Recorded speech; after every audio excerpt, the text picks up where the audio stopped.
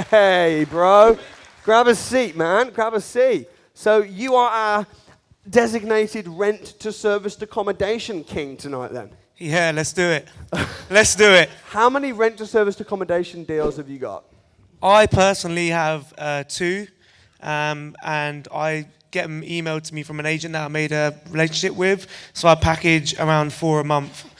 Wow, so you've got 2 personally, and how much money are you making just from those 2 rent-to-serviced accommodation deals? Minimum $3,000 a month. Wow. So 2 deals, $3,000 a month. What's your secret? Do you want the truth? Yeah. It was the academy.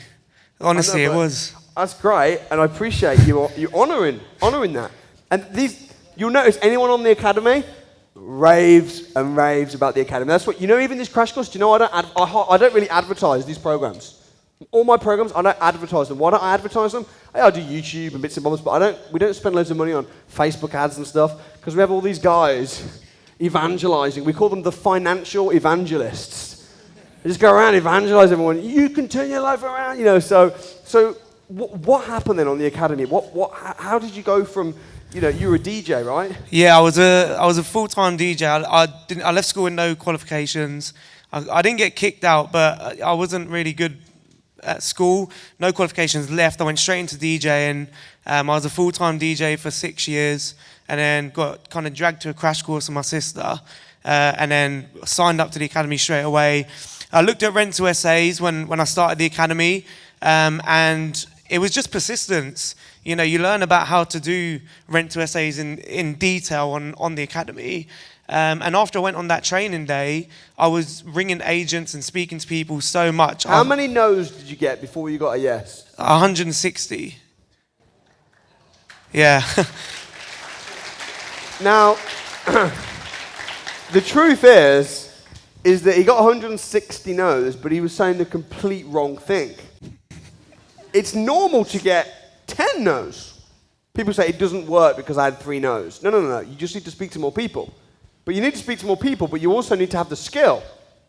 But what Ricci did was he signed up for the academy, and basically the academy is like a series of training programs on all these different strategies. And he signed up for the academy, and he started trying to do a deal before he'd even done his training. So you're like ringing all these agents, saying all the wrong thing, getting told loads of no's. What do you say now? We want to know the exact friggin' script that you say now when you phone an agent. Okay, so No, you know what? No. You want to do a role play? We're going to do a role play. Bring, bring. Samuel from Best Weaves, how can I help? Hi there, Samuel. Hope you're well. My name is Ricci. I'm looking to invest in the area, and I've seen online you've got some apartments that are going for rent. Yep. You've got some 1 and 2 bed ones. Is that right? Yeah. We've got Chelsea Walk Avenue. We've got 3 available at the moment. Yep. Oh, brilliant! And what sort of condition are these apartments in? Are they in good condition? Well, yeah. The developers only just they're just new build, so they're brand new. And nice high-end apartments. Okay, brilliant. Well, what I'm looking to do is I work with businesses in the area really closely, and what I do is I put up their directors and staff in our accommodation. So what I can do is guarantee you guys the rent, guarantee the landlord the rent every single month. You won't have any void periods. And I'll take on the property on a corporate let. If you guys do corporate lets, that's fine. And I'll just put my clients in their directors. And if there are any void periods for me, then I'll just put it on like Airbnb and Booking.com just so I fill my gaps, but you're guaranteed your rent. Is that something you guys are open to? Yeah, we have had a few people call about this sort of thing. It's not really something that I don't think we're really familiar with. I mean, I could talk to the landlord and see, but I'm not, no promises. Yeah, no, I completely understand that. Have a word with the landlords. As I said, it's completely hassle-free for you guys. You're guaranteed the rent, no maintenance, guaranteed rent every single month. We'll take you off your hands. And I'm looking for long-term lets as well. So I'm happy to take on a long-term period, and we'll have a good relationship with that. Okay. Well, yeah, I mean, you sound like a good guy. Well, what's the name of your company? MP Apartments. MP Apartments? Yes. Do you have like a website and stuff? Yeah, we have a website you can visit. If you're interested and you're open to it, I can send you an email with our website, our company details, and some bullet points of what we do, and then you can get back to me, let me know your thoughts, and we can go from there.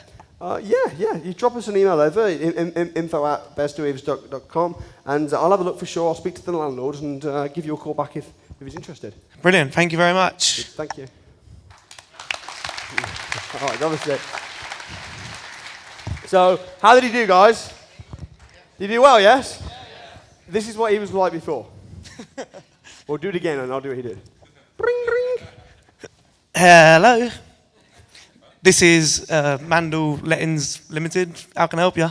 That's exactly what he was like last time. Oh, wait, you're ringing me. Oh, sorry. You want me to do it how I was before? Okay, let me ring you. Yeah. All right, okay, sorry. Right. Samuel from Best Weaves, how can I help? Hi, Samuel. Hope you're okay. I'm looking for some apartments to use as service accommodation. I'll give you the rent every single month. I'll take care of it. But I'm just looking for... Sorry, who are you? My name's Bill. And I'm just I'm just looking for some, service accommodations where... we don't do service accommodations. We're a letting agent. Yeah, but I can guarantee you the rent every month and you'll get your money every single month. And it's just service accommodation. Yeah, I'm just really looking for... It's not really something we do, but if you speak to some landlords, I don't know. But yeah, okay, thanks. Beep. So, can you see the difference? And he was actually worse than that, so grab a seat. So that's the thing. It's like scale and numbers. So, has anyone got any questions for Ricky on rent? Yes, ma'am. How do you get your tenants? How do I get my tenants? So, I use a channel manager, which I pay a fee for. It's a yearly annual fee that you pay. Would you like me to tell you my channel manager? Yes, please. You don't want to know? They don't want to know? No, clearly don't want to know. Okay, so I use a channel manager called Avivo. EVIVO. And my advice would be to you guys, if you want something systemized and you're going to make profit from it, pay to get it systemized, because it takes the hassle off your hands. So I use Avivo, and what they do is they'll promote my apartments on Booking.com, Airbnb, all of the online travel agencies, and they have a diary that's synchronized. So whenever someone books on Airbnb, it will go onto my Avivo diary, they take the payments, and then every month they'll pay me. So I just pay them a yearly fee. It's not a lot, it's like £142 a year, and a one-off £50 connection fee. And they put it on all of the online travel agencies. And all you've got to do is upload your pictures, description of the apartment. You do all that once, and then that's it. They'll just promote it on there for you. Is that helpful? The question is that per booking? Yeah, it's the fee? Yeah, so the 100.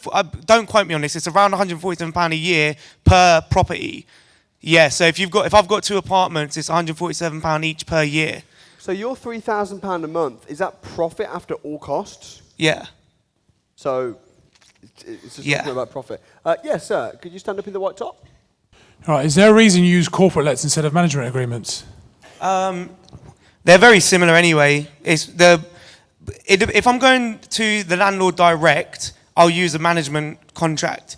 If I'm going for an agency, if they're open to it, they often provide you with a company let. Just make sure you read through it to make sure that there's break clauses and stuff. But if you go for agencies, they'll often give you a company let already done. You just have to read through it and check and make sure you're happy with it, and make sure you have a break clause in there. Every time I look at SAs, they have to have a break clause at minimum 6 months. If they don't do break clause at 6 months, then I won't do it. But a lot of them, you can do a 6-month contract, and then you can just do month after. But they provide the corporate lets, the contracts. If it's direct to landlord, then I'll do a management contract that I provide myself. Okay, and the break clause, where 6 months, is it for both of you, or is it only for you? No, for both people. It's got both parties. I have to be happy. The landlord has to be happy. And if one of us isn't fair if it's just for me, because if he's not happy, he can't get out of it. So it's always for both parties to make it fair. Because sometimes everyone's got different concerns. The landlord's concern is usually that he either won't get his rent, or that people will just be having loads of parties in there and it will turn into something that he doesn't want. But then obviously our concern as investors is that we might not get guests. and we might be having to pay the rent each month, but we're not getting as many guests, and we're not making much profit. So what usually happens is I normally put a 3-month break clause in, because I find that within a few weeks, you normally have a pretty good idea about whether it's going to work or not. So a 3-month break clause, and then thereafter you'll just have a 3-year or however long you agree fixed term. The great thing about rent to serviced accommodation as opposed to rent to HMO is with a rent to HMO, the tenants that you move in, they're moving in for a long time. So the landlord might be a bit like, oh, wow, you're making all that money. These people are in my property. I could make that money. Whereas if a rent to SA, because the guests are continually moving in, moving out, the landlord just thinks, I don't really understand how they're doing that. And so I've never had a landlord get greedy, or they just... They're happy with their rent. And yeah, you're right, because there's so much rotation in there, and I explained it to the landlord. Mine are through agencies, but I've met the landlord, and when I explained it, she was just like, it sounds way too complicated, but I do wish you all the best, and as long as I get my rent, I'm happy. Yeah. And as long as it's in good condition after and during. But the thing is, you'll get a lot of landlords say, well, the condition will deteriorate quicker than it will with tenants, but it won't, because from experience and speaking to other people, if you have tenants in a property, it's more likely to get wear and tear than you would with a service accommodation. And it's only in our best interest as investors and people that run these service accommodations to keep them at the best condition, because we want to be able to get guests in there. So I hope that answers your question. Yeah. Sorry, one last one as well. Do you what time of year do you think is best? Is there like busy and quiet periods throughout the year? Yeah, I would highly recommend, if you've got service accommodations, make sure I do my rates for the year, but make sure you go. Mine are in Milton Keynes. You want to go on Google, go to Milton Keynes events, and see what events are on. So, for example, Silverstone's coming up in July, which isn't far from Milton Keynes. So my nightly rate at the minute is about £120. When Silverstone's on, is £450 a night, because all the other apartments are charging that. And if you don't check for the whole year, every single event, you could lose out money. But Avivo and the management companies, they'll check all this for you, and they'll tell you what to set the prices for. Yeah. It sounds like a lot of work, but when you do it properly, it actually really isn't. Yeah. And it's one of the fastest ways. If you do it properly, it's one of the fastest ways to make very fast, high cash flow, starting with pretty much nothing. Once you set it up once and you do it correctly, and if you use a management company and cleaners and you have it systemized, I haven't done anything with my rent to SAs in about 2.5 months. I haven't been there, I haven't spoke to the manager, I've not done anything, but I've just been keep getting paid from the work I put in at the start. Fantastic, thanks a lot, yeah. Awesome. Maybe one or two more questions. Yes, ma'am? I have a 2-part question, if you don't mind. So my first one is, how do you do it properly? So what types of things do you need to have in place to make sure that you're doing it legitly? Okay, I'll give you 3 points that I always go by to have it systemized. The first one's not really systemized, but it's important. But just make sure it's in a good location. You want it in a city centre, around university, well, not around around public transport, in walking distance to train stations. Airports are quite good because you can speak to airlines to put their staff in it, but just make sure it's in a good central location in a busy town or city. To systemize it, you want your channel manager, and then I use a management company. So you can use a management company, or you can just hire like a cleaning company, and Avivo will have a diary. So all I've done is given my management company a password to log into my Avivo account, and then every booking that comes in, my management company see it, and they sort out their check-in and check-out, and they put in the cleaners. If you don't have a management company, you can use a key safe on the side of the building to let guests check themselves in and out. And with Avivo, they send out automated emails that you can create for guests. So if you book, you'll get an email saying, collect the keys using this code from the key safe located here. So that's systemizing your check-in and out service. Your cleaners sync to your diary, and say to them, just keep an eye on the diary. You'll get notifications. You need it cleaned, before and after people go in.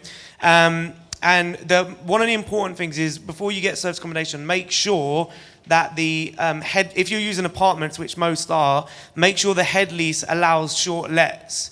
Because a lot of people get apartments, and do you guys know what a head lease is? No. Okay, I'll explain the head lease real quick. So apartments, you've got the freeholder and the leaseholder. So the leaseholder is the owner of the apartment, and the freeholder owns the land and the block, if you like. So the leaseholder pays the freeholder an annual fee to own that apartment. Between them, there's an agreement called a head lease, and in there it will say what basically the responsibilities are of the freeholder and the leaseholder, and it will say if the leaseholder can do short lets or not. You have to check that, because if they find out you're doing short lets when it's not allowed on the lease, they'll just shut you down. And if you forked out some money to get it up and running, you could lose it. Sorry to cut you in. There's basically 3 people you need permission from. You need permission from the landlord. He's happy with it. You need permission from the lease, as Ricky's talked about, and you need permission from the mortgage company. As long as you get permission from those three parties, compliant-wise, everything, you're good. There's no regulations around service accommodation at the moment, apart from in some places like London, where there's a 90-day rule. But most of the UK, it's a very unregulated market. So, like, other than the contract, there's, like, and then getting it through a company, there's nothing, like, little bits of things that we need to get in place to make sure that we're complying with. Like, Sorry, say that again. So, like, keep the mic. So, like, other than the contract and, like, getting it through maybe a company, is there any other, like, little bits that we need to know? No, you just need, as long as I would I'm part of the property redress scheme anyway, because it's good if you're all property investors, you want to make sure you're part of the redress scheme, data protection, and indemnity insurance. But other than that, you just need to make sure you have a solid contract between you and the landlord. And in answer to your first question, 3 things: channel manager, cleaners, and a key safe. As long as you've got them 3, it'll be systemized. Ricky, you are a fountain of knowledge. Is that helpful, by the way? Yeah, sorry, I was going to ask one last thing, if go that's for all it, right. go on. So the final thing was, so when you have, since there's such a, like, quick turnaround, how do you make sure the people that are coming in are, like... Cleaners. A good, what good about if cleaners. they trash it before the cleaners get there? What's that? What about if they trash it before the cleaners get there? Yeah, I know. When you use Avivo, you can. We pre-authorize payments, so we already have their card details. But it's like when you come on the crash course, and if you don't come, we charge you £100. Yeah. Yeah. We have the guests' card details. If they trash it, we charge them more than £100. Right. Yeah. It's just because I see horror stories, and I'm just like, okay, what about if that? If you get the location right, you get your prices right, and you manage it properly, and I pre-authorize payments when they book. I take their card payments, otherwise, or they pay up front, otherwise they're not booking. Right. And if they trash it, I've got their card details saved, and then I'll just charge them. Is that helpful? Yeah, that's really helpful. Thank you very much. Great questions. Awesome. All right, one more question for Ricky. Guy right at the very back. Yeah, get a mic on him. Go for it, buddy. What's your question? So, I know that there's new regulations coming into place in certain parts of England where you can only rent service accommodation for 90 days within the year. Yep. What are the ways around it, and what solutions are there to that problem? Okay, you can either change the use of the building, or you can just move area. What do you mean by change use of the building? So, if it's a rent to SA, rent to rent. Sorry, I know. If it's a rent to SA, changing use is a bit like if you're turning a single let into a multi-let. It's like you need planning permission. You'll change the class of the property, so you'll need to ring up the council and tell them, "Oh, I'm looking at doing this." And so if you're buying it, it's no problem. If you didn't rent to SA, you don't want to do that. If you didn't rent to SA, just find another area. Okay, cool. All right. Is that? Would you agree? Oh yeah, I was just gonna say move to another area. Like you're doing it in Milton Keynes. Where do you live? Bedford, which is like 45 minutes. Well, half hour, 45 minutes. He hasn't even spoke to anyone for 2.5 months. It's all about systems. Cool. Doesn't have to be near your house. All right. All Sweet. right. Thank you. Good job, man. Thanks. So, Ricky, fountain of knowledge, man. Fountain of knowledge. How old are you? 25, 26? 26. 26, making £3,000 a month. Passive income, practically, just off 2 rent-to-service apartments. You're also deal packaging them. Yeah, I made a good. Sorry, how much? How much? Go on, tell me what you're about to say. I was just going to say, I made a good, after them 160 calls, I got such a good relationship with the agent that I got mine from. He just sends me them every week. Like one a week, he'll send me them because he knows what I'm looking for. And then after like a week, because I've got, honestly, building rapport, he knows I work with other investors. Like, your first deal's your hardest, right? The first deal was the hardest. How much money did you make in the last 2 weeks from deal sourcing? It was just shy of 10 grand. All right, get off my stage. Get off my stage. Give him a hand, Ricci Mandal. Cheers.